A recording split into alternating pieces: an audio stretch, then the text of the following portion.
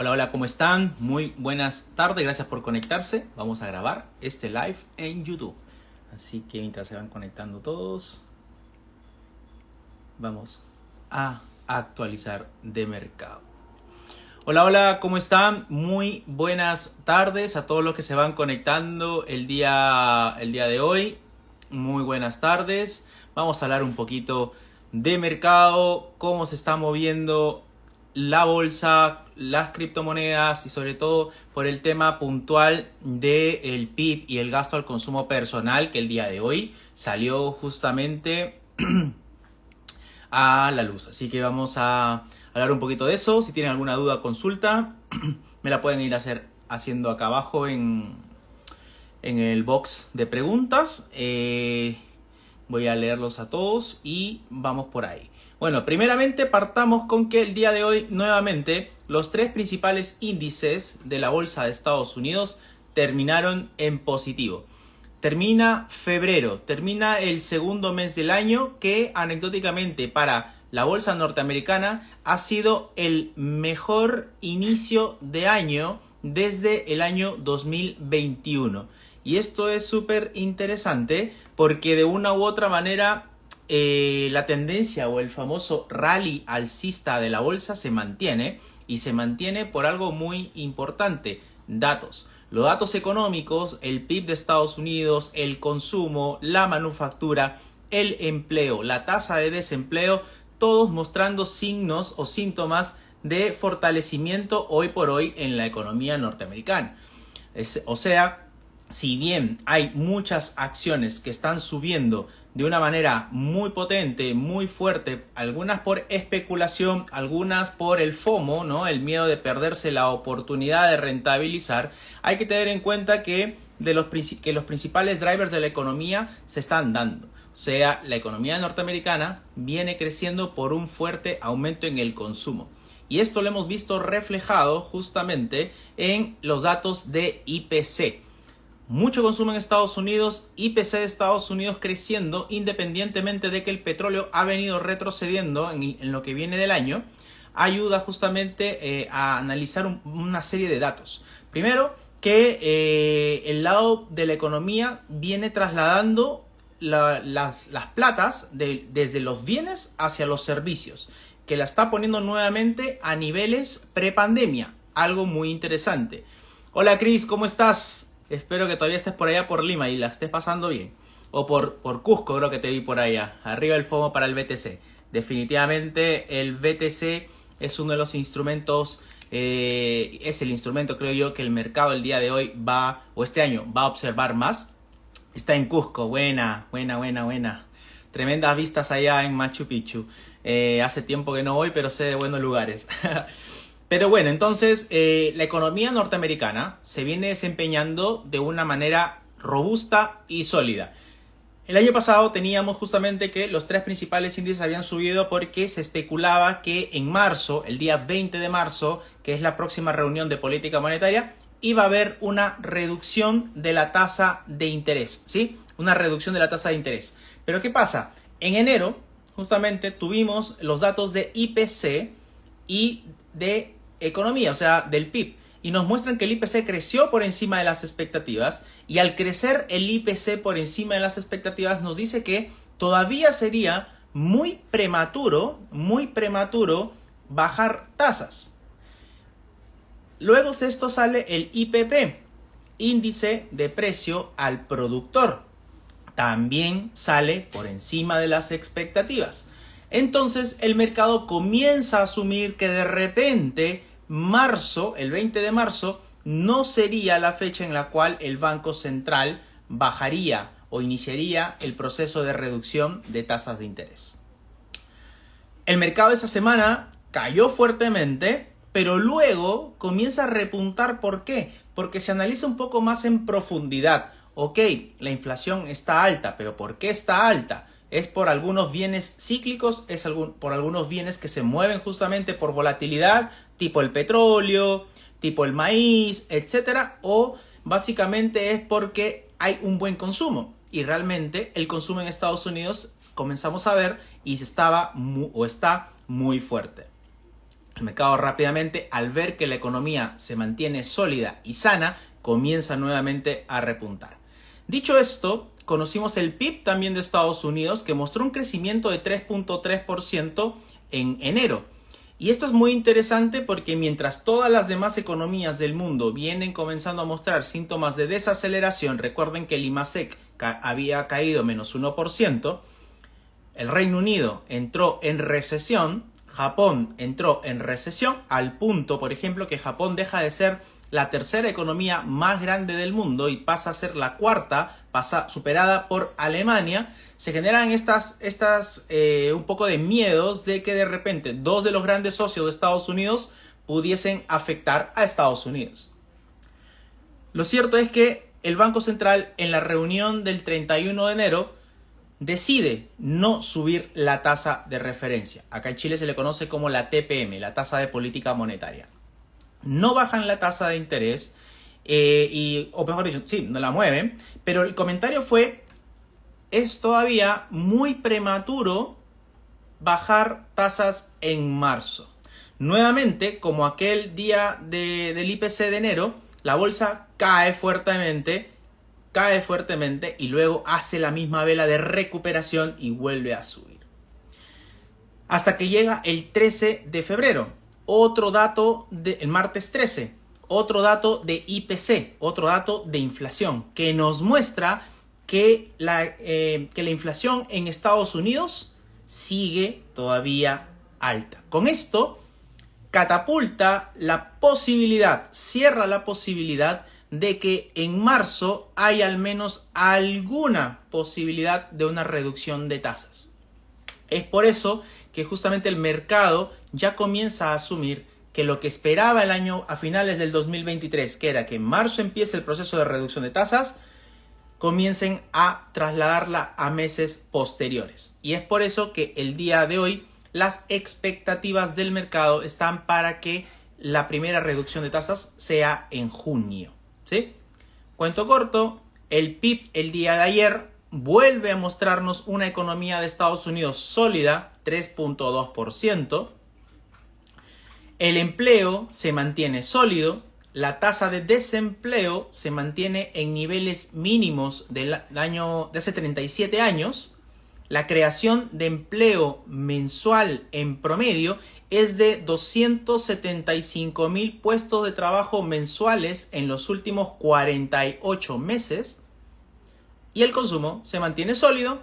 Además, la semana pasada, si no me equivoco, el día jueves, conocimos el índice de manufactura que nos muestra que la manufactura en Estados Unidos se colocó en máximos de 17 meses. Entonces, obviamente con una serie de datos, sobre todo los más importantes, tiene sentido hablar de que la economía norteamericana está sólida, que la economía norteamericana está robusta, ¿sí? Porque los principales indicadores, empleo, crecimiento económico, inversión, manufactura, desempleo, consumo, están altos. Y esto es clave. ¿Por qué? Porque con estos datos fuertes de la economía, el Banco Central no tiene interés, no tendría la necesidad de comenzar a reducir tasas, al menos en el corto plazo. Por eso hay muy poca probabilidad de que la reducción de tasas se dé en mayo y pase a junio e inclusive a julio. ¿Sí? Lo cierto es que reducción de tasas va a haber este año. Sí o sí va a haber reducción de tasas de interés. Más no el 20 de marzo. Ya eso el mercado lo tiene completamente descontado. Vamos a partir por este lado. Y lo otro es interesante porque el mercado en vez de golpearse, en vez de caerse porque no estás estimulándolo, el mercado le gusta el azúcar, que el azúcar en inglés le dice the market love sugar, ¿no? Y las tasas son el azúcar. Cuando bajaban la tasa, al mercado le gusta eso, que lo estimulen, que bajen la tasa, que el dinero sea barato. ¿Para qué? Para que comiencen a comprar acciones, renta variable, apetito por riesgo y todo lo demás. Pero el mercado se da cuenta que no van a bajar la tasa, inicialmente se golpea, pero después se analiza, y esto es lo que siempre yo los invito a todos ustedes, los que están conectados este día, a siempre indagar más allá del dato, porque el dato es un número, pero el por qué la economía norteamericana está sólida, por qué la bolsa norteamericana sigue subiendo, por qué podría subir, por qué podría haber alguna corrección fuerte, que de por sí normalmente debería haber en cualquier momento. Pero cuando vemos que justamente la bolsa sube, cuando no van a bajar las tasas, es raro. Entonces uno tiene que comenzar a indagar el por qué. Y justamente en ese sentido, vamos a entender que los datos económicos en Estados Unidos están sólidos, pero también los resultados empresariales de las compañías en Estados Unidos se mantienen potentes. Nvidia, una de las acciones que ustedes han visto, que yo les he comentado hace mucho tiempo, ¿no? Desde el año 2022, tuvo un crecimiento espectacular nuevamente en sus entregas de resultados trimestrales. Para aquellas personas que quieran saber esto, hay un post justamente acá. Pero en general, empresas como Meta, Microsoft, Amazon reportando números sólidos. Dell hace poco, ahora hace no más de 20 minutos, acaba de reportar ingresos trimestrales por encima de las expectativas. Viene subiendo 20% en este momento Dell.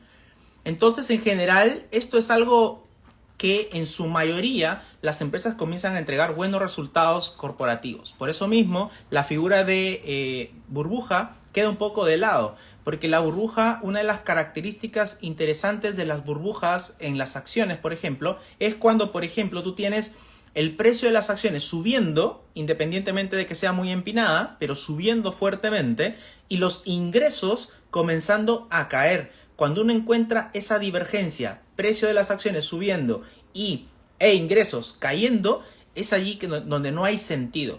No es justamente sustentable en el tiempo este tipo de movimientos. Y en algún momento el mercado va a retroceder todo eso que subió. Pero en este minuto tenemos que los precios de las acciones sí están subiendo de una manera empinada, pero los ingresos, en lugar de estar cayendo, también están subiendo. Entonces van alineados ambos factores para que podamos seguir teniendo este rally alcista de la bolsa. No por nada, hasta este momento, el día de hoy, ya terminamos con febrero. Y lo más interesante es que el día de hoy el Nasdaq viene subiendo 6.12% en el año. El Standard & Poor's 5.17% en el año. Y el Dow Jones 2.22% en el año. Interesante lo del Nasdaq, 6%. El Standard & Poor's 5%. Entonces, ¿esto qué significa? Que el mercado tiene un rally alcista cimentado por el crecimiento económico que hasta el momento, obviamente, nos viene mostrando Estados Unidos. ¿Esto podría continuar? Sí, podría continuar. Y cuando los mercados suben, también de una u otra manera pasa algo muy interesante. Y acá viene la pregunta o lo que habla 2000.fx. Cuando sube la bolsa, el dólar por lo general se debilita. Pero el dólar está peleando en este momento justamente ante la posibilidad de reducir la tasa o aumentarla. Un apetito por riesgo que hace que debilite el dólar, pero también el hecho de que los buenos datos o la inflación salga alta hace que el dólar también se mantenga en zonas más que nada laterales. El 1.08 es una zona clave para el euro dólar que se ha mantenido ahí y no ha subido por el momento por encima del 1.09. Se ha mantenido en ese rango que de una u otra manera ha venido subiendo. Entonces, ahí básicamente viene la importancia, que si se dan cuenta, también hemos visto algo muy interesante y lo vamos a ir ahondando poco a poco. Que al menos en la última semana ya no se habla tanto de bolsa y se comienza a hablar de las criptomonedas, sobre todo Bitcoin, sobre todo Ethereum, que son de las criptomonedas que han comenzado a moverse con más fuerza. Hay que entender que las criptomonedas las mueven básicamente la oferta y la demanda. Hay algunas noticias, obviamente, como la de los ETF y otras particulares, que pueden generar movimientos en el corto plazo. Pero hoy por hoy, la oferta y la demanda siempre ha sido el principal driver del Bitcoin, del Ethereum, de Solana, etc. Cosa muy interesante, el día de hoy Solana sube casi un 17%. Entonces, aquí vamos a ver algunas de las preguntas que han estado haciendo. Y una pregunta era como que si moriremos esperando la corrección de Bitcoin, uno no sabe. Puede que sí, puede que no. Uno no sabe cuándo va a venir una corrección en Bitcoin. Definitivamente tiene que haber en algún momento alguna corrección de Bitcoin. Pero si todas las personas si todo el mercado sigue entrando flujos hacia Bitcoin, probablemente esa corrección no llegue. Ahora, usar el término de repente moriremos esperando, no sé. Pero en algún momento puede haber alguna corrección. Como también en algún momento puede haber alguna corrección en la bolsa de valores. Normalmente la bolsa en un año tiende a corregir 4 veces de 5 a 10%. Eso es normal que suceda. Ahora, ¿cuándo es el momento? No lo sabemos todavía. Pero en el caso particular de Bitcoin hay bastante en este minuto demanda por esta criptomoneda porque se viene el factor halving, que es un efecto muy importante para esta criptomoneda. Aquellas personas que no entiendan el halving, hay que entenderlo de la siguiente manera. El halving es más o menos como la Copa del Mundo de fútbol. Es un evento que sucede una vez cada 4 años. Entonces, bajo estas premisas, hay que entender lo siguiente. Si uno entra a Bitcoin en el mes de septiembre o en el mes de diciembre del 2023, no está entrando al momento en el cual tiene que entrar a ver el mundial, porque no lo va a ver en vivo, ¿sí? Entonces, este evento de halving es lo que a todo el mercado los tiene mirando justamente por los movimientos expresivos que normalmente debería y suele tener Bitcoin. Ahora, yo particularmente no soy ningún experto en Bitcoin, yo particularmente no sigo los blockchain, no me interesa saber de blockchain, no me interesa ser un conocedor de criptomonedas, pero invierto sí. Y de una u otra manera también veo muchas criptomonedas y últimamente especulando con algunas meme coins o especulando con Solana, que hace tiempo les he hablado que tengo Solana, o Ether, ¿no? Y últimamente ahora sí ya he trasladado un poquito también a Bitcoin justamente por el factor puntual del halving. Pero lo cierto es que en este año las miradas del mundo cripto o las miradas de los inversionistas va a estar en justamente Bitcoin. Ahora, la idea de tener la criptomoneda hoy por hoy es mantener, ¿sí? En lo particular, yo soy una persona que cuando compra Bitcoin la mantengo, no hago tanto trading con las criptomonedas, con las meme coins probablemente sí, pero en el tema de Bitcoin la idea es ir acumulando y acumulando de a poco. Hay personas que les interesa tener rentabilidades de corto plazo y bien, quieren aprovechar, obviamente, pero hay que tener en cuenta que vas a poder hacer buenas pasadas, pero en algún momento vas a tener pérdidas, que es parte del juego, es parte del día a día. En algún momento te va a agarrar una corrección de $1,000, $2,000, que lo va a hacer, te va a botar y luego va a volver a subir $1,000, $2,000. Es normal. Ahora, quien no quiere hacer eso simplemente aguanta hasta que se dé el movimiento del Bitcoin y listo. Pero no mucha gente le gusta aguantar. Todos quieren tener resultados rápidos. Entonces, el punto es que halving va a generar un movimiento importante en el precio de Bitcoin. ¿Por qué?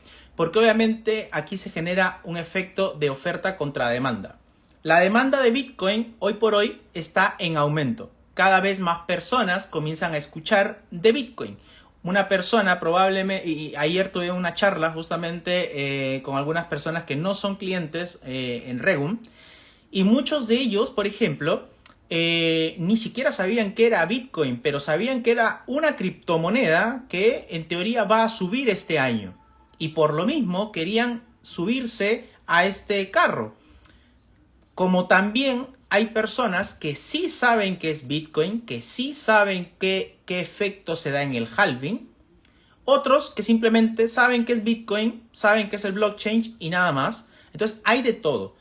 Pero lo que sí la mayoría está de acuerdo justamente es que el precio debería seguir subiendo y que estas personas están interesadas en comprar Bitcoin. ¿Eso qué genera? Que la demanda por este bien se mantenga. Que la demanda por este bien no solamente a veces se mantenga, sino se pueda incrementar. Y eso es lo que genera que obviamente el precio pueda tirar más al alza que a la baja, independientemente de que mañana Bitcoin pueda caer $3,000, $4,000, independientemente de eso. Pero la presión de la gran mayoría es más alcista que tirarlo para la baja. ¿Qué pasa por el lado? Ya sabemos entonces lo que sucede por el lado de la demanda. Pero por el lado de la oferta, ¿qué es el tema? Y lo voy a poner en simple, porque no entré en tecnicismo de cuántos Bitcoin exactamente se producen. Bueno, se producen 900 Bitcoin diarios. En realidad esa es la oferta mundial de Bitcoin por día, 900. En el halving va a partirse a 450. Pero, por ejemplo, tú cuando tienes un Bitcoin, tú lo que haces es, tienes dos maneras de poder tener Bitcoin, ¿sí? Existen dos maneras en las cuales tú puedes tener Bitcoin. La primera es comprando con dinero rápidamente a un exchange, ¿sí? Comprar Bitcoin directamente. Como sea, comprar la criptomoneda como tal. Y la segunda es minar, ¿sí? ¿Cómo minas? Básicamente resolviendo ecuaciones o ejercicios matemáticos. Y se los voy a poner muy en sencillo. Es como que te dijeran, 1 más 1, 2, te paga un Bitcoin. 2 por 3, 6, te paga un Bitcoin. 40 entre 10, 4, te pagan otro Bitcoin. O sea, el nivel de dificultad aumenta, ¿sí? De ahí te ponen x menos 1 igual a 0. Haya x, hallaste x, otro Bitcoin. Bueno, ese es el proceso del minado en simple. Resolver ejercicios, ecuaciones matemáticas y cuando las resuelves te pagan una criptomoneda. El punto es que antes te pagaban 1 y cuando viene el halving ya no te pagan por resolver esa ecuación un Bitcoin. Cuando viene el halving te pagan medio Bitcoin, 0.5. Sigues resolviendo ecuaciones matemáticas, 0.5. Otra ecuación matemática, 0.5. Y viene 4 años después otro halving, donde ya no te pagan 0.5, te pagan 0.25. Resuelves ecuaciones matemáticas, 0.25. Resuelves ecuaciones matemáticas, 0.25. Luego de eso viene otro halving y ya no te paga 0.25, te paga 0.125. Ecuaciones matemáticas, 0.125. Entonces, ¿qué sucede? Que la demanda se mantiene e inclusive se incrementa, pero la oferta comienza a caer. La oferta de Bitcoin comienza a mermar. ¿Y eso qué genera? Que el precio comience a subir. Porque recuerden, todo lo que escasea tiende a subir. Y es por eso, ahí les explico un poco lo que es el proceso del halving a palabras muy sencillas. Si están acá todavía y me pueden escribir en los comentarios, explíquenme si se entendió esta explicación del halving, qué es que produce los efectos en la oferta y en la demanda, ¿sí? Y mientras voy respondiendo, ahí si se entendió cómo es el proceso del halving, qué es lo que significa esta partición de oferta, pónganme sí, y y me entenderé que ya está todo ok. Me dice Jack, hola Manu, ¿conviene o no vender en halving? Esto depende, ¿sí? Porque una persona puede justamente querer comprar Bitcoin simplemente hasta que se dé la noticia. Ahí, acuérdense que hay en el mercado bursátil una famosa frase que dice, compra con el rumor, vende con la noticia. Puedes comprar todo ese halving y salirte. Como también puedes comprar el Bitcoin, llega el halving y quedarte un tiempo más. Recuerda que la estadística, que esté quedando todo claro con el tema del halving. Recuerda que Bitcoin normalmente después del año del halving tiene rendimiento, es donde se dan los mejores rendimientos. ¿Por qué? Porque en el primer halving, un año después del primer halving, Bitcoin subió 8000%. En el 2012, en el 2016, segundo halving, Bitcoin un año después del segundo halving del 2016 subió 284%.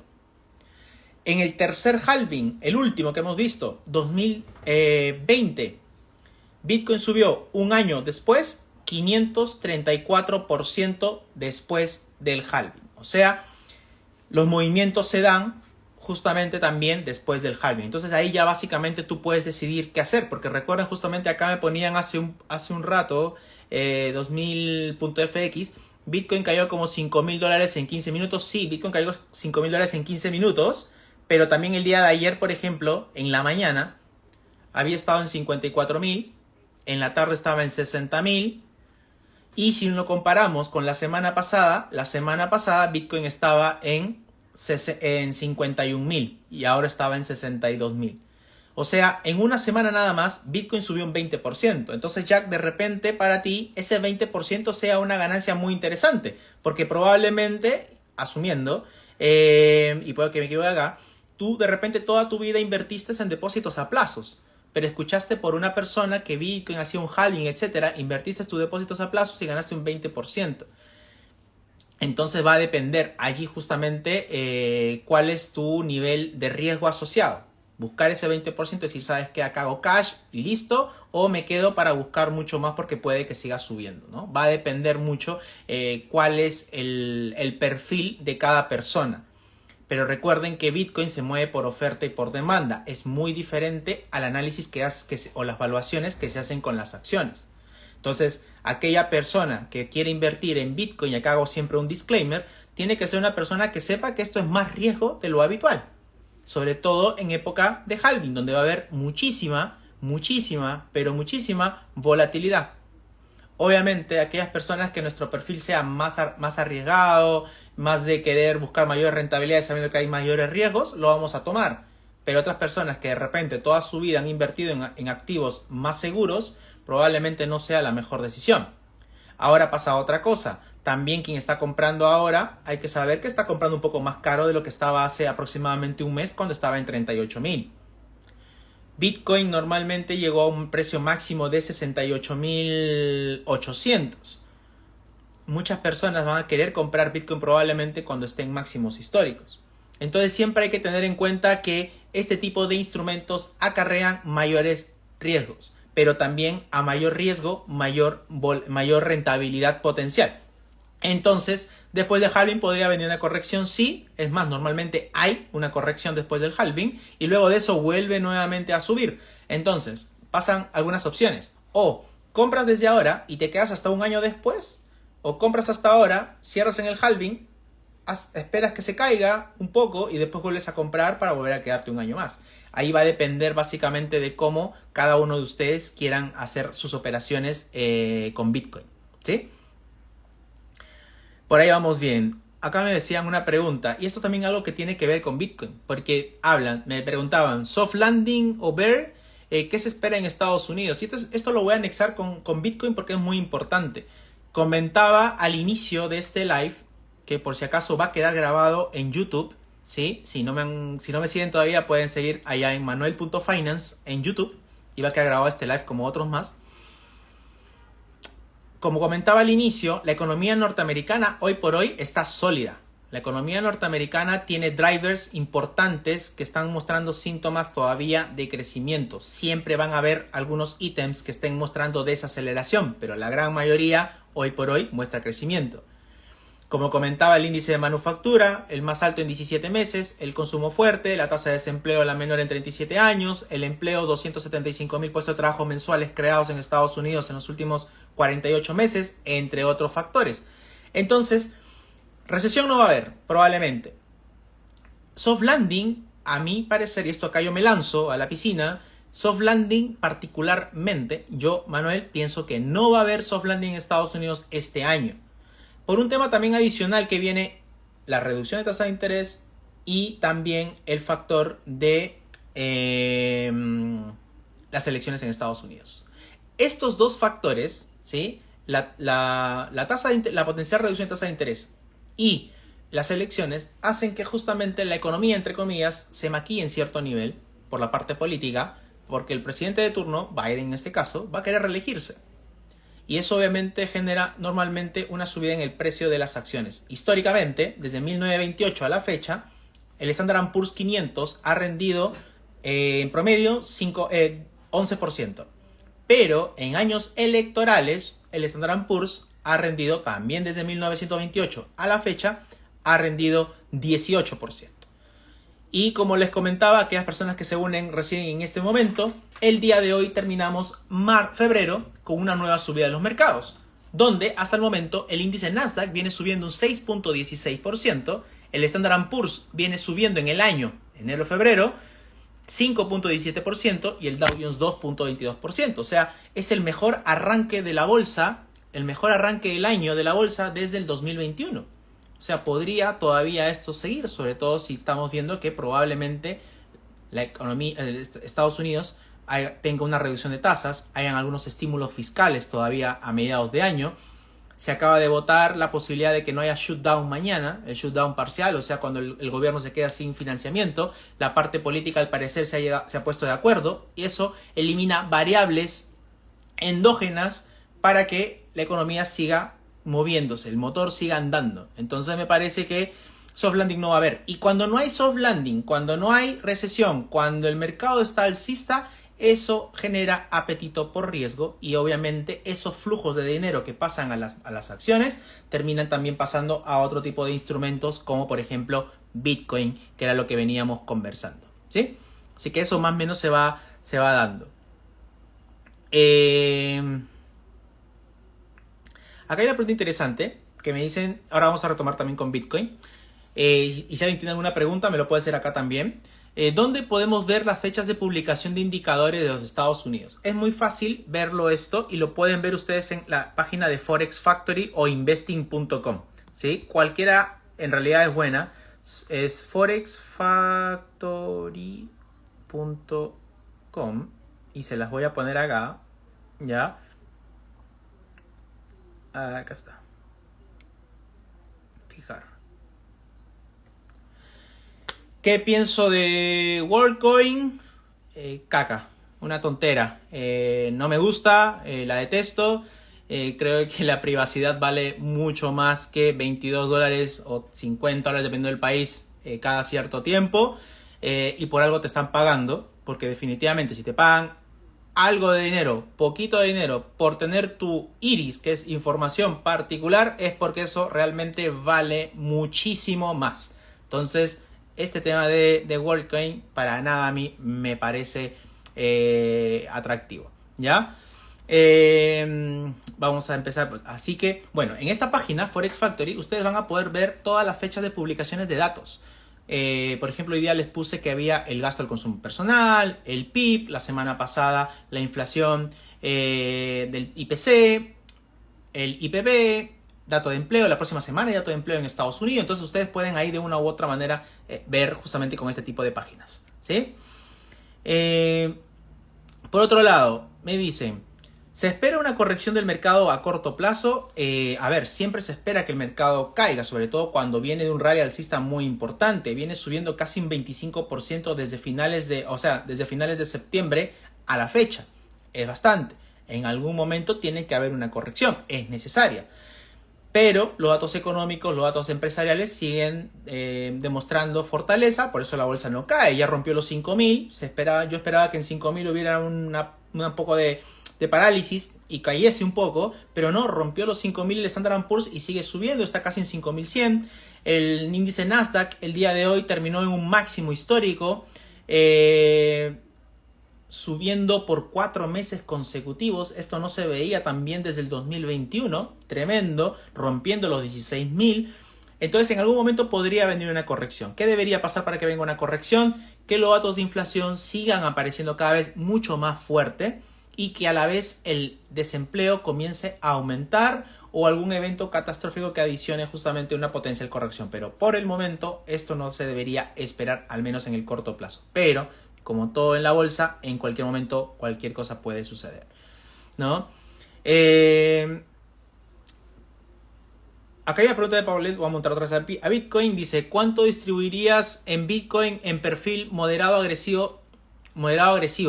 Depende cuántos instrumentos tengas. Si eres moderada agresiva,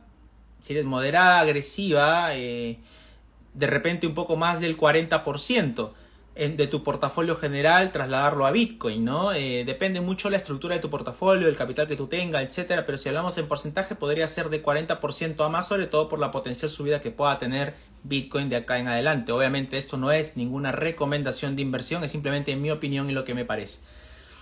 Entonces sí, se podría esperar una corrección en el corto plazo. Algunos drivers que podrían suceder, ya se los he comentado, eso podría pasar para que justamente la bolsa pueda caer. Obviamente eso generaría mejores precios de entrada, ¿no? Aquí hay una pregunta, ¿qué opinamos de Reddit? Justamente la que me hacía Sergio acá.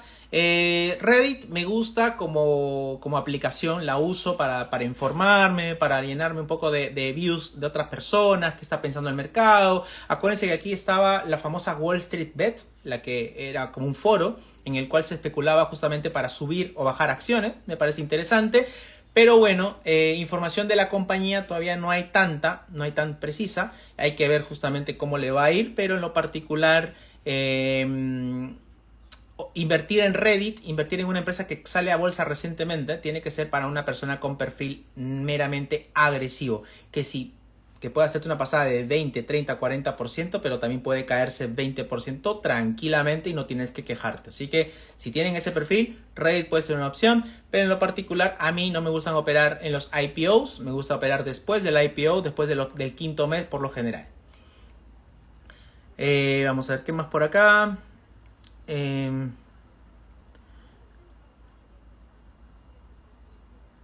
Vamos a ver si hay alguna pregunta más. Acá. ¿Qué opinas del aumento del gasto del consumo personal en Estados Unidos? De variación no se veía, de porcentaje de variación que no se veía desde pandemia.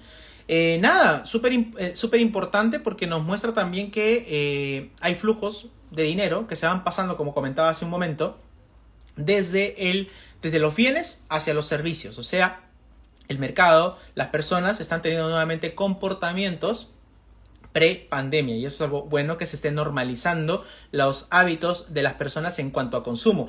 El dato del consumo personal mostró una serie de datos importantes. La primera, que el gasto comenzó a bajar, ¿sí? De 0.2 pasó a 0.1 nada más de crecimiento. Pero lo más sorprendente fue que los ingresos, ¿sí? Los ingresos salariales aumentaron 1%. Se esperaba que aumenten 0.2%. Esto nos habla obviamente de que hay muy buena fortaleza y la gente va a seguir teniendo dinero, la gente puede seguir comprando, el poder de compra aumenta en Estados Unidos, al menos en el ingresos salariales, al menos incrementa. Y esto es importante. Por eso mismo el dato del gasto del consumo personal el día de hoy mostró básicamente que salió en línea, la mensual, pero la anual pasa de 2.9 a 2.8, con lo cual de una u otra manera está acorde a lo que el Banco Central está queriendo, que la inflación deje de subir de manera potente. Por eso mismo el día de hoy vieron que, si bien salió en línea con lo esperado, un poco más superior el mes pasado, la bolsa el día de hoy subió. El dólar se debilitó, los yields cayeron, las divisas comenzaron a mover en relación al dólar. En Chile, por ejemplo, tuvimos un dólar que casi llega a los 9.70, 9.75, si no me equivoco, terminó. Interesante, ¿no? Así que va por ese lado. Pero bueno, el dato del consumo personal el día de hoy salió a las 10:30 de la mañana. Esta de acá, esta pregunta, como siempre, si declaro ganancias por criptos al servicio de impuesto interno, ¿cuánto porcentaje de impuesto pago? Ahí yo sugeriría siempre cerciorarse con una persona que sea experta en el tema de contaduría. Yo particularmente me asesoro mucho con Clase de Contador, que Andrea Vitan, la pueden seguir por Instagram, y para que puedan darle sus opiniones, agendar una reunión, una asesoría, y les pueda hablar sobre estos temas puntuales de pago de impuestos para cripto. Pero siempre tienes que declarar en ese sentido, independientemente la tengas en Binance o donde sea. ¿Qué opinamos sobre Nvidia? Me parece que es una empresa que va a seguir con esta fuerza de la inteligencia artificial. Está a mucho tiempo adelantada que el resto. Aunque el día de hoy, por ejemplo, subió casi un 2%. AMD subió 9%. El SMH subió un 2% también. En general, el mercado de semiconductores hoy por hoy se mantiene sólido. Pero lo que pasa es que hoy por hoy todo el mercado está enfocado en lo que es Bitcoin. Todo el mercado está enfocado en las criptomonedas. Nuevamente la atención del mercado se traslada al mercado cripto. Vamos a terminar hablando un poco más del mercado cripto. Ya hablamos de halving, pero vamos a hablar un poquito más del mercado cripto. Pero hasta el momento todo el mercado va por allá. Pero Nvidia a mí en lo particular me gusta. La mantengo en el portafolio. Precio promedio $178 aproximadamente. Creo que no vale la pena por el momento cerrarla. Prefiero cerrar otras acciones para pasar a algunas acciones de repente de que tenga exposición a cripto, MicroStrategy, Marathon, Coinbase, etc. Así que va por ese lado.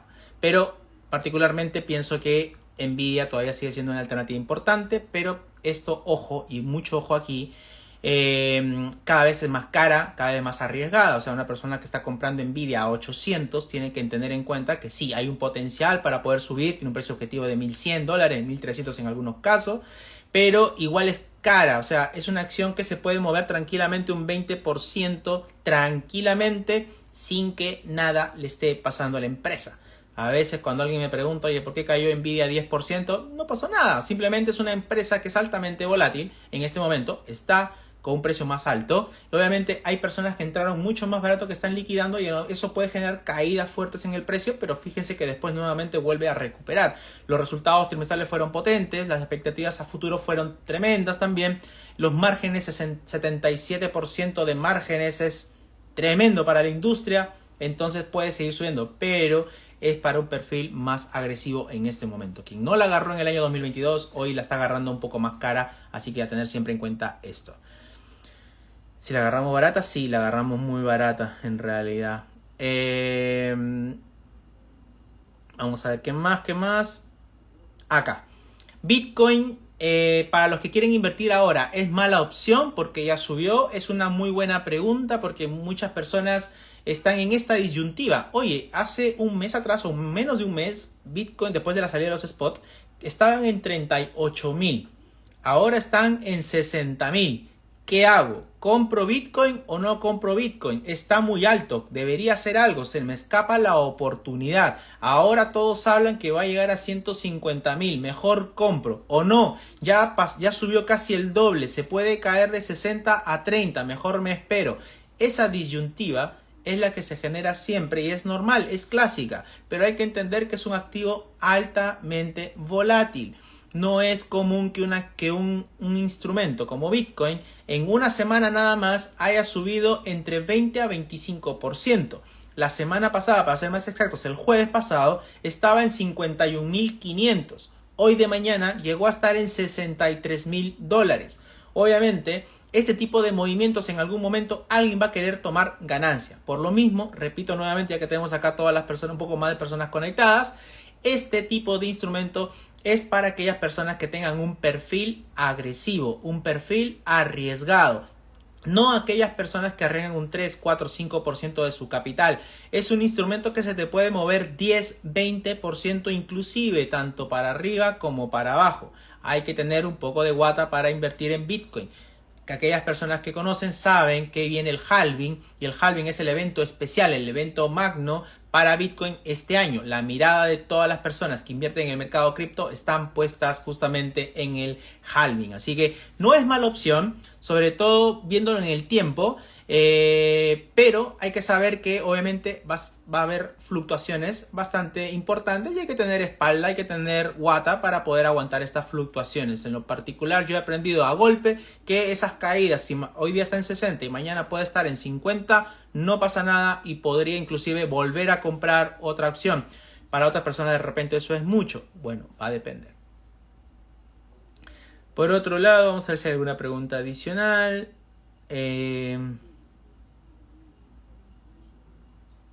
Esta es una pregunta interesante. Dice, Manu, Sokimich va en bajada un 50% por los bajos precios del mercado. Sí, o sea, sí, recuerden que el litio cayó fuertemente. En lo particular, pienso que el litio es una bomba de humo, ¿ya? Y yo tengo acciones de Sokimich y yo lo compré por la parte de nitratos, no lo compré por el litio. Igual viene esa posición que yo tengo, está 51% abajo, imagínense. Representa el 2% de mi portafolio, eso sí, pero viene 52% abajo, no la pienso vender. Hoy día subió un 7%, entregó resultados trimestrales por sorpresivas aumentos en el precio del litio, vale la redundancia, pero el litio se viene cayendo fuertemente de hace un año. El litio es, en realidad, este tema es una moda, ¿ya? Acá en Chile obviamente lo conocemos, se habla mucho de litio y todo lo demás. Voy a quitarme esto, hace mucho calor. el tema del litio es como una especie de moda. Para mí, particularmente, el litio es una bomba de humo. Se habla mucho, ¿por qué? Porque hablan como que el litio fuera lo wow, lo máximo, lo novedoso, etcétera. Pero no, ya están las tierras raras y no están de ahora, están de hace mucho tiempo. Y el litio tiene mucho sustituto también para producir diferentes tipos de baterías. Así que por ese lado no va. Va por el lado de repente de bajar costos, mejorar márgenes y ver por otro lado cómo le muevo la brújula. Pero me parece que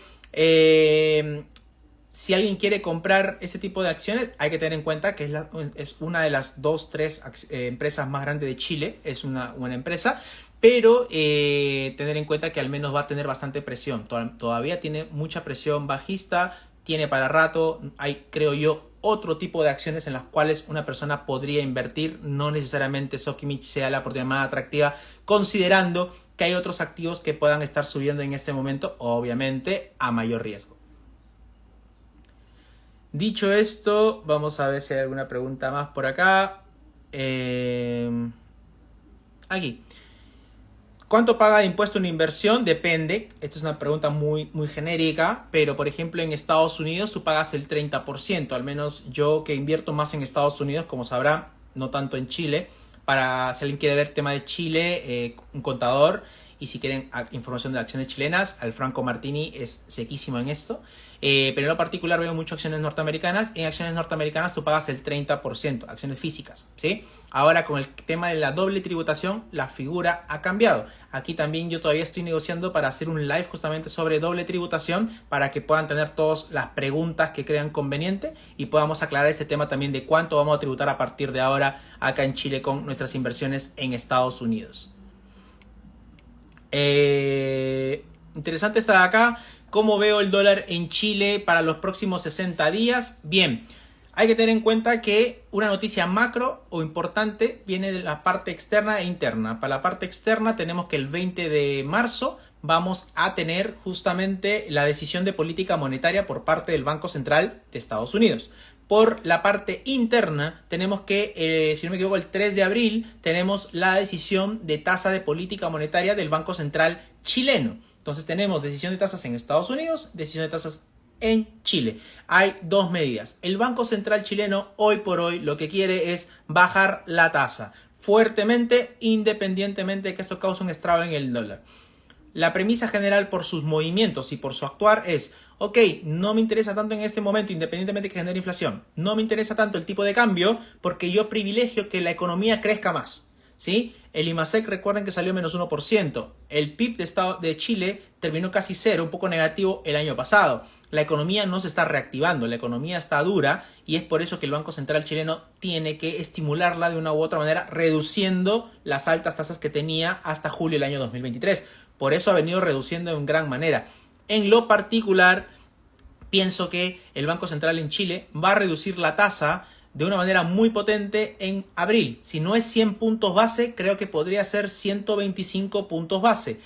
También pienso que si por A o B el dólar llega a 1000 o llega a 992, por ejemplo, puede haber una corrección muy importante porque el Banco Central o Hacienda o alguien va a comenzar a lanzar un comunicado o intervención para bajar un poco el dólar. Creo que por el momento la están dejando fluctuar, que se mueva hacia donde se está moviendo. Felizmente los datos en Estados Unidos y en China y también internos, porque la tasa de desempleo se situó en 8.4%. La manufactura en Chile también creció el día de hoy sorpresivamente. Entonces de una u otra manera eso ha tumbado un poco al dólar, caerse a 975, lo cual viene generándose un movimiento importante, se mantiene en un rango, pero a pesar de estas caídas momentáneas, la situación del dólar debería ser más alcista que bajista. Recuerden que una cosa es lo coyuntural y otra cosa es lo estructural. En lo coyuntural hemos visto una caída del dólar de los 988, 989 al día de hoy 875. Esa es la coyuntura, pero en lo estructural la tendencia alcista sigue siendo de largo plazo, básicamente por un tema puntual de diferencial de tasas, el famoso carry trade. Cada vez es menos atractivo invertir en Chile, es más atractivo llevar esos dólares a economías como Colombia, que la tienen 12.5, como México, que la tienen 12.5, entre otros países. Así que en general, y Chile, que viene bajando la tasa, cada vez se hace menos atractivo, ¿sí? Hola Jennifer, ¿cómo estás? Espero que estés disfrutando bastante por allá, por las Europas. ¿Cómo vemos las acciones de Apple? Bueno, en este momento me parece que está flat. El mercado no la está mirando tanto. Creo que hay otros instrumentos en el cual en este minuto el mercado está poniendo sus ojos y por ende están habiendo pasada de capitales hacia otro tipo de instrumentos. Apple se ha mantenido muy plana ahí entre los 180, 179. Por ahí no mejora por el momento. Igual no deja de ser una buena empresa, una buena acción, a pesar de las caídas de ventas en China. Tuvo un incremento por primera vez en un año de las ventas de iPhone. En este nuevo trimestre se va a contabilizar las ventas de los iPhone, del Apple Vision Pro, que al parecer ha sido un récord en ventas y eso debería generar bastantes ingresos a Apple en el largo plazo. Para largo plazo, una buena acción. Para corto plazo, probablemente sea una acción medio aburrida, va a estar muy estancada entre los 180, 185 a lo más, ¿sí? La parte técnica.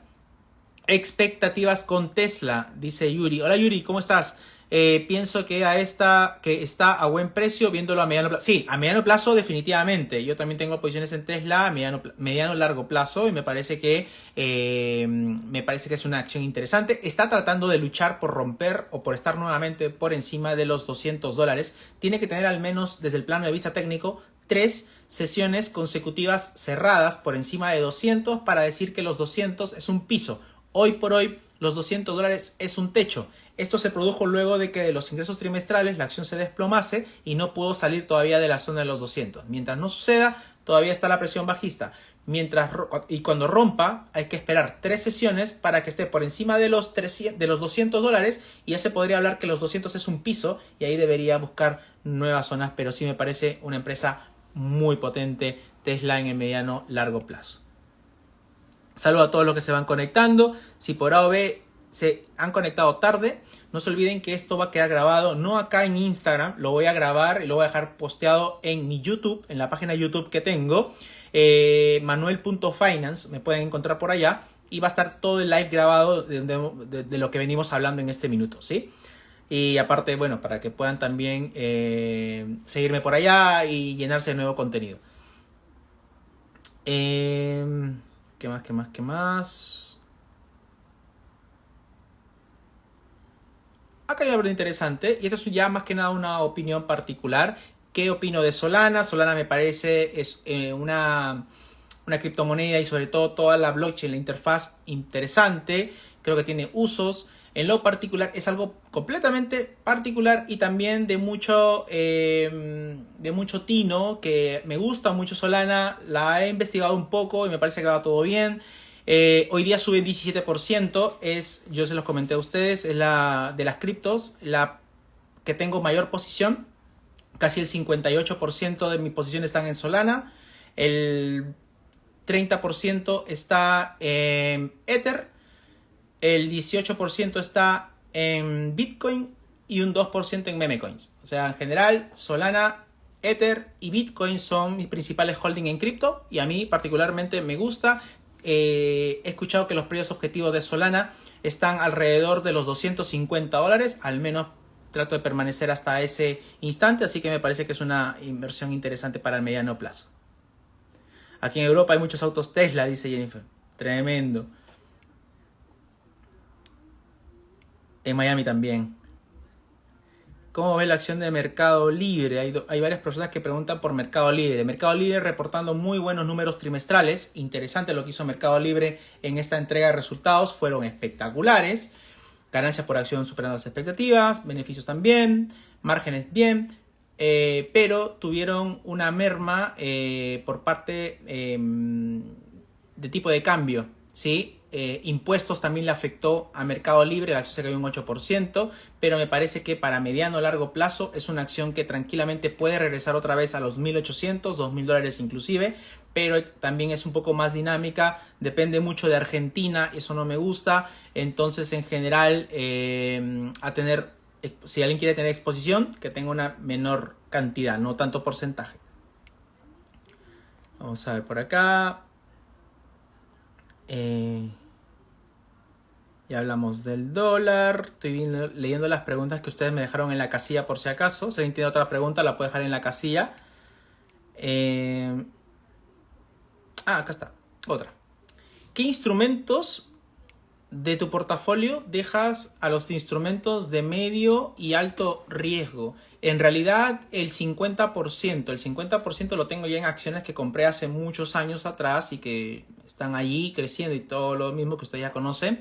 Y la otra mitad lo dejo a instrumentos de mediano o alto riesgo. Por lo general en este último tiempo lo estoy poniendo en alto riesgo, ¿sí? En alto riesgo, pero sobre todo por momentum, por FOMO, por buenos resultados trimestrales, algunas tincadas que tengo. Sigo, obviamente no compro ninguna acción porque las vi el día siguiente, las sigo normalmente un periodo de un mes a un mes y medio, las sigo diariamente antes de seleccionar ese tipo de acciones y después las tomo. Una de ellas que especulativa, por ejemplo, Supermicro Computer, que está allí, etcétera, ¿no? Macy's también. Macy's me parece que es interesante porque en algún momento la van a comprar. La compré en 17, ya está, si no me equivoco, en 20. Macy's está en un proceso de cerrar tiendas en Estados Unidos para mejorar el negocio por las bajas ventas, los bajos ingresos, pero ya hay varios fondos de inversión que están queriendo comprar Macy's. Entonces me parece que es una movida agresiva, ¿sí? Pero que paralelamente en el tiempo ha venido subiendo, y cuando la compren, obviamente siempre recuerden que cuando una empresa compra, un hedge fund compra una acción, le paga un precio, una prima. Y esa prima es lo más interesante para poder rentabilizar un capital. Pero obviamente si no se da la venta, la acción puede caer y fuerte. Criptos a tener en cuenta este año, como les comentaba, a mi parecer hay que tener Solana. No es ninguna recomendación de inversión, pero yo tengo Solana, Ether y Bitcoin. Bitcoin, el tema del halving es potente. Ahora vamos a entrar un poquito al factor del halving nuevamente para aquellas personas que recién se conectan y darle un poco la mirada de acá. ¿Cuál podría ser? Acá está. Esto de acá. ¿Cuál podría ser? Esta es una pregunta muy buena. ¿Cuál podría ser el o los factores que justifiquen una gran caída en el mes de marzo? Bien. Y esto es interesante porque siempre tengo este tipo de preguntas en enero. ¿Cuál puede ser el factor que genere una caída en enero? ¿Cuál puede ser un factor de caída en febrero? Y así sucesivamente, ¿no? Marzo es, ojo, el octavo mejor mes del año históricamente en la bolsa, ¿sí? Al menos para el Standard & Poor's. 0.4% lo que crece el Standard & Poor's en marzo. Abril es el segundo mejor mes del año en la bolsa. O sea, tenemos un marzo, abril que en teoría deberían ser buenos. Pero ¿qué factores podrían pasar para tener una caída, ¿no? Obviamente ahora que están en máximos históricos he visto varios posts también de personas que hablan del crash y que podría caer a 2200 y todo el cuento. Y bueno, primeramente que eso es muy alarmista. Segundo, las condiciones económicas no están para ese tipo de caídas, a menos que encontremos un nuevo Michael Burry que descubra que hay alguna burbuja dentro de algo que no se ve y que no sé, tiene que pasar. Que hay una pandemia, puede pasar también una pandemia en el mundo que haga que nuevamente los mercados se caigan 36%, como cayó en la pandemia 2020. También debería haber que alguna pérdida grande de algún banco de algún banco de inversión importante, que un JP Morgan, un Bank of America, un Wells Fargo, un Citi, muestren pérdidas excesivamente grandes que sean incobrables y que también genere un miedo, un cimiento, que hay un corralito nuevamente con los bancos regionales. Que el 20 de marzo la Fed te diga no voy a bajar tasas este año, una cosa así. O que la Fed el 20 de marzo diga inclusive no solamente no estoy pensando no bajar las tasas, sino inclusive estoy pensando subir las tasas porque la inflación todavía está alta. Ahí hay algunos factores que pueden justificar una caída en los mercados en marzo. Que China siga desacelerándose, que se contagie Asia en general, que la recesión de Japón no sea momentánea, no debería ser, porque recuerden que esta recesión de Japón ayuda todavía a la premisa de que el Banco Central de Japón mantenga su política monetaria estimulativa todavía, ¿sí? De tener una tasa negativa. No sé, que Europa nuevamente sufra algo importante, un tipo 2012, donde Grecia, donde España, donde Irlanda, donde Portugal, Italia quebraron todos en bloque. O sea, algo muy fuerte tendría que pasar para que suceda una caída fuerte, ¿no? Paulette dice, en tu experiencia, recomendaciones de ahorro para los meses de marzo y abril. Depende nuevamente del perfil que tú puedas tener. Si es en bolsa, de repente a las acciones, si es que no conozco tu perfil, pero si eres más conservadora, más moderada, de repente las clásicas siempre son las más interesantes, un poco utilities, real estate también es bueno, algunas de energía, Chevron, Exxon también son interesantes para mantener un poco el flujo. Visa, Mastercard son acciones que tienen crecimientos durante el tiempo. Visa me encanta mucho, tengo algunas acciones de Visa y American Express también. Tecnología está cara, entonces obviamente hay más riesgo, pero va por ahí, ¿no? Bitcoin no es de ahorro, Bitcoin sería de especulación, básicamente por el factor halving y poder generar una rentabilidad que obviamente se ve, que todo el mundo sabe que va a venir, pero no todo el mundo está dispuesto a aguantar esas caídas que van a haber dentro de la subida potente que pueda tener Bitcoin. ¿Qué más?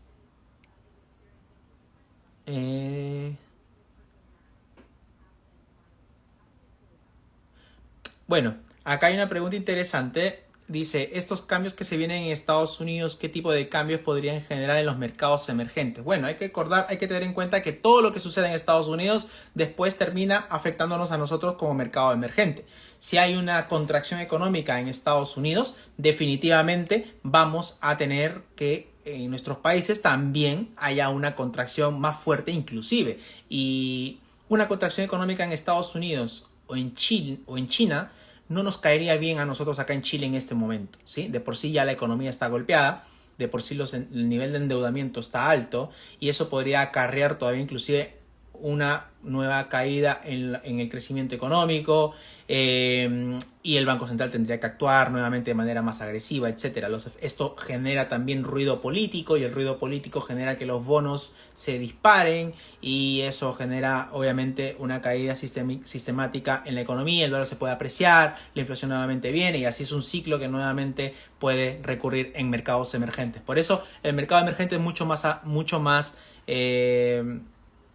no, la palabra correcta no sería peligroso, pero un mercado emergente es obviamente una apuesta en la cual una persona siento yo que no debería tener gran parte de su portafolio en algunas acciones ligadas a mercados emergentes. Por eso siempre en un portfolio de inversión, mercado emergente puede tener entre un 10 a un 12% en general, no tanta exposición, al menos hoy por hoy, ¿sí?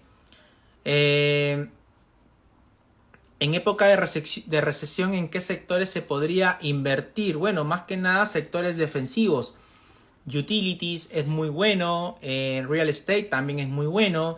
¿Por qué real estate es muy bueno? Porque obviamente comienzan a aumentar la cantidad de arriendos y esas empresas que ganan por arriendos comienzan a incrementar porque la gente no tiene la capacidad para poder comprar un inmueble, no tiene capacidad para invertir en inmuebles y eso hace que los arriendos comiencen a venir de manera cíclica, entonces las empresas real estate comienzan a ganar flujo. Procter & Gamble, por ejemplo, Molindis, etcétera. O sea, hay empresas que son muy interesantes en épocas de recesión también. Y anecdóticamente lo que sucediese, que el petróleo cae en recesión, uno podría pensar eso, el petróleo no cae en recesión y por eso mismo las empresas ligadas a este sector, Chevron, Exxon, ConocoPhillips, Halliburton, entre otras, pueden ser interesantes también en Occidental Petroleum, son interesantes también en épocas de recesión. Hola Carlos, ¿cómo estás? Gracias por conectarte. Así que por ahí va la respuesta con el tema de recesión. Ya hablamos de Mercado Libre. ¿Qué opinamos de los diferentes ETFs de Bitcoin? Justamente acá me volvieron a hacer la pregunta, Pau, creo que fuiste tú la que me preguntó, estaba hace un tiempo. ¿Qué opinas de los diferentes ETF de Bitcoin? A mí me gustan estos ETF y obviamente también te generan, primero que te genera exposición a tener Bitcoin, ¿sí? En simple, el ETF nace de una necesidad del privado de tener inversiones o tener exposición a esta criptomoneda. Es como que digas, oye, un inversionista privado, no uno grande, dice, oye, pero veo que Bitcoin sube, veo que el mercado está mirando hacia Bitcoin, hacia las criptomonedas en general, pero no quiero invertir mi dinero en un exchange, no quiero meter mi dinero en FTX en su momento, no quiero meter mi dinero en Binance, no quiero meter mi dinero en Buda, en Orions, en lo que sea. Quiero tener algo regulado, porque invertir allá no es un mercado no regulado. Entonces yo quiero tener algo regulado. ¿Qué hacen? Hacer un ETF en el cual la SEC, el regulador, que es la CMF en Estados Unidos, regule justamente todos estos ETF y el inversionista pueda tener cierto respaldo, cierta seguridad. Y a la vez tienes exposición directa hacia los ETFs, o sea, hacia Bitcoin, perdón, ¿no? Entonces, por eso mismo es más atractivo, ¿sí? A mí particularmente me parece que es una vía de tener exposición a Bitcoin interesante. Es una manera de tener exposición a Bitcoin barato, dependiendo del fondo. Son 14 fondos, acuérdense. Por otro lado, también por los montos. Hay personas que de repente no tienen justamente $62,000 para invertir y pueden comprar los ETFs y tienen el mismo grado de exposición. Por ejemplo, el ETF de Invesco. Este ETF, que es el BTCO, por ejemplo, cuesta $61. Cuando el Bitcoin está en 61,000, el ETF vale $61. Cuando el Bitcoin está en 62,500, este ETF está en $62.5. O sea, básicamente es muy similar al precio de Bitcoin, solo que le quitas 3 ceros. Así que me parece interesante los ETFs. Hay mucho flujo de dinero hacia los ETFs hoy por hoy. Más de 17,000 millones de dólares han entrado al mercado de ETFs spot de Bitcoin.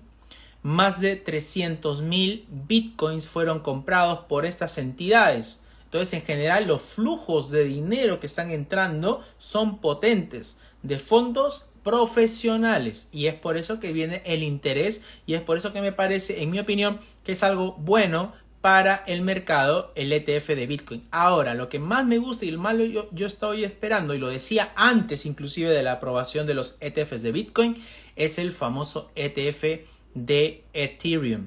A mí me encanta esa posibilidad, por eso tengo más exposición a Ethereum en el largo plazo, porque Bitcoin es como que hizo todo el trabajo sucio de buscar la regulación, de buscar que salga el ETF, etcétera, de la investigación. Ahora que está el camino pavimentado, van a entrar probablemente Ethereum, va a entrar Solana y va a entrar otras criptos que probablemente pueda que lleguen a ese nivel. Así que, bueno, me parece que los ETF siempre ayudan al mercado. Acá me pregunta Martín, ¿cuáles son tus páginas favoritas para ponerte al día en noticias financieras del mundo? Bueno, a mí me encanta justamente Wall Street Journal, donde tengo como que las papitas o los cagüines también se puede decir del mercado. Es un medio pago. Barrons también me gusta. CNBC, CNBC también la uso de manual. Si ustedes ven, cada día normalmente posteo en las historias la actualización del día. Todas esas gráficas, todos esos precios de los instrumentos, del oro, de la plata, del petróleo, de criptomonedas, de los índices, de la bolsa europea, de la bolsa asiática y todo lo demás, todo lo que posteo en las historias normalmente lo saco de CNBC, CNBC. Es una página, también tiene aplicación, está en inglés, eso sí, si no sabes, si te complica el inglés, puedes verlo a través de una página web y en el Google Chrome te lo traduce, pero en la aplicación sí es en inglés. La otra es investing.com también, no me agrada mucho, la uso más para el calendario de noticias, pero hay bastantes páginas ahí que pueden ser interesantes. En mi perfil también hice una vez un post sobre las páginas y aplicaciones que recomiendo yo tener en el día a día, ¿sí? Pero me gusta mucho CNBC, precios en línea, noticias, breaking news en último minuto, Wall Street Journal lo mismo, o sea, me encanta la velocidad con que pasan la información. Y del ProShares Bitcoin Strategy de Rational, no lo sigo en realidad, Pipe, pero me imagino que tiene el mismo grado de exposición, ¿sí? ¿Cuál te gusta más de todos los ETF de Bitcoin? En realidad, invierto en Bitcoin más que en un ETF hoy por hoy, ¿sí? Y de los ETF, ellos me da lo mismo, pero escogería más que nada el que tenga menores comisiones. Si no me equivoco, el de ARKB es el de menor comisión. Eso lo pueden ver también en la página de GoFinTrack, por ejemplo. Rosco me dice, ¿qué opinas de la criptohada? No la sigo, no la veo, y bueno, la tuve hace un tiempo, pero creo que llegué muy tarde ahí y estuve como 4 o 6 meses y no me sirvió para nada y me salí de eso y chao. Pero no la sigo. Como siempre digo, yo no soy experto en temas de cripto. O sea, si alguien me pregunta cuáles son los proyectos, acá tengo una pregunta de cuáles son los proyectos que más me gustan. Yo no invierto por proyectos, invierto básicamente por cuál me genera a mí la mejor oportunidad de inversión en el corto plazo, la que pueda generar un mejor movimiento de precios, y va por ahí. ¿Cuál broker podrías mencionar para invertir en ETF de Ethereum?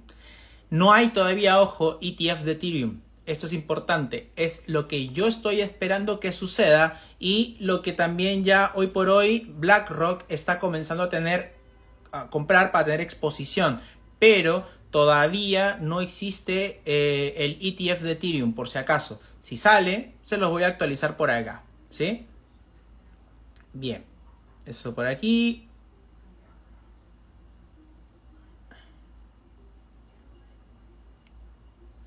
¿Qué más por aquí? Acá. ¿Tienes estrategia de toma de ganancias para las acciones tecnológicas? Sí, pero para las más especulativas, las de muy corto plazo, las que entré en buen precio las dejo correr nada más, ¿sí? Si Nvidia, Apple, que la compré en $9,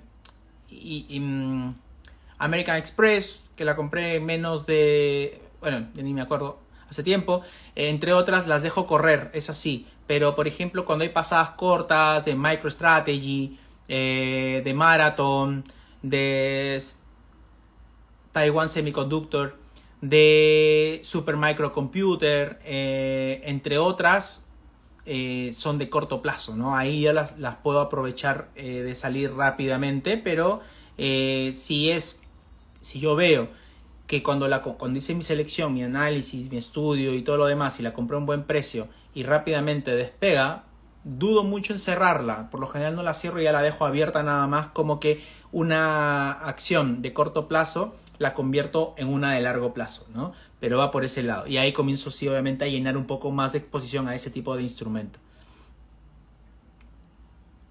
Por otro lado, vamos a hacer alguna pregunta adicional. Qué nota interesante. ¿Cuánto de tu portafolio está en cripto? En este momento de mi portafolio en cripto solamente está el menos del 15%. ¿Sí? Muy poco en realidad. La gran mayoría, o sea, y eso era 5% hasta hace 2 semanas. ¿Sí? La gran mayoría era Solana y Ethereum. Hace poco me metí a Bitcoin, ahí incrementé un poco más.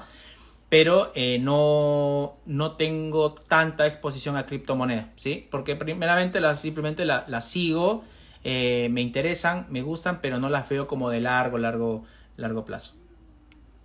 Así que eso por ahí. Saludo a todos los que se van conectando.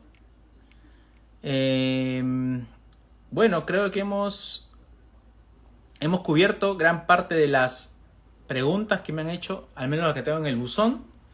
No sé si alguien tiene alguna pregunta más. Por si acaso, este live va a quedar grabado en mi perfil de YouTube. Así que no se olviden de seguirme por allá. Y ya que veo que por el momento no hay ninguna pregunta, hemos tenido, un live de casi 1 hora y media. Bastante larguito. Así que hemos hablado. En resumen, gracias a todos primeramente por conectarse. Hemos hablado del dólar, hemos hablado del PIB, hemos hablado de la inflación, hemos hablado de Bitcoin, hablado de halving. cuáles son los movimientos de la criptomoneda en el halving. Hemos hablado de economía en general y les agradezco bastante a todos por conectarse. Y si quieren revisar este live, por favor, vayan a mi YouTube, Manuel.finance, y ahí queda grabado apenas termine de bajarme este video. Muchas gracias a todos nuevamente por conectarse y quedarse todo este tiempo. Ha sido buenísimo. Después de tiempo que regreso nuevamente a los lives, estoy un poco enfermo, pero nada, muy agradecido a todos por conectarse y la buena vibra como siempre. Les mando un gran abrazo y que tengan una feliz tarde. Hasta luego.